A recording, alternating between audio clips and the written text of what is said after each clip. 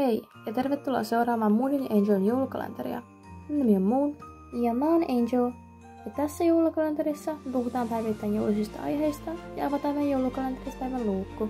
Tänään meillä on käsittelyssä vähän syvällisempi aihe, nimittäin mikä joulun idea on? Mikä se on sun mielestä, Moon?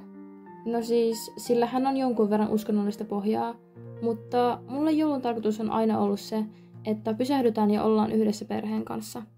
No se on kyllä totta, että joulu on se aika vuodesta, kun vietetään aikaa perheen ja ystävien kanssa.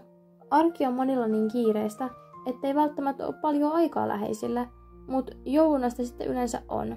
Niin, ja joululomahan on kesäloman jälkeen pisin loma, mitä vuoden aikana on koulusta.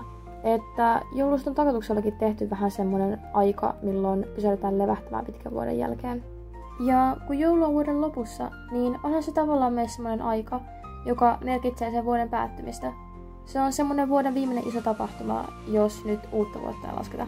Me ollaan molemmat sitä mieltä, että joulun idea on ottaa pieni hengähdystauko arjen kiireestä ja viettää aikaa läheisten kanssa. Jep, mutta nyt me voitaisiin avata tämän päivän luukku. Tänään on 11. joulukuuta, joten avataan 11. luukku.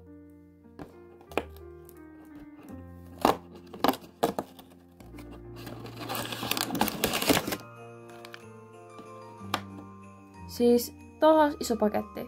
Tuleeko sieltä taas joku petsi? No en tiedä. Mä en tajua, miten näitä tulee yhteen syssyyn näin monta.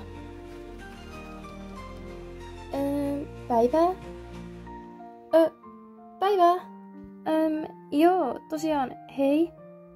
Mun nimi on Angel, toi on Moon. Me kuvataan tämmöstä joulukalenteria ja sä tulit tuolta meidän joulukalenterin luukusta tänään, niin kertoisitko, että kuka sä oot? Joo, tietenkin. Mun nimi on Elli ja no mä tykkään askartelusta ja no viime aikoina mä oon askarellut joulukortteja. No mut sehän on kiva. Mikä on sun lemppari asia joulussa? No mä tykkään joulussa ihan vaan siitä rauhallisuudesta. Me puhuttiinkin tässä luukussa just siitä, että joulu on vähän semmoista lepäämisen ja rauhoittumisen aikaa. Miten sä vietät joulua? No, mun perhe asuu tosi kaukana täältä, joten mä yleensä vetän joulua ihan vaan yksin. Mut hei, eihän joulu ole sellainen aika, jolloin kenenkään pitäisi olla yksin. Niin, ei todellakaan. Mut hei, sen sijaan, että viettäisit joulua yksin, niin haluaisit tulla viettää joulua mun ja Angelin kanssa. Ai, no se olisi kyllä tosi kiva, jos teitä ei vaan haittaa. No ei tietenkään. No okei, sitten. Mä lupaan ostaa teille molemmille joululahjat ja tehdä teille maailman hienoimmat joulukortit. En malta odottaa. Mutta hei, kiitos kun katsoit tämän luukun. Kommentoi alas, että mikä sun mielestä on joulun idea. Me nähdään taas huomenna. Moi moi!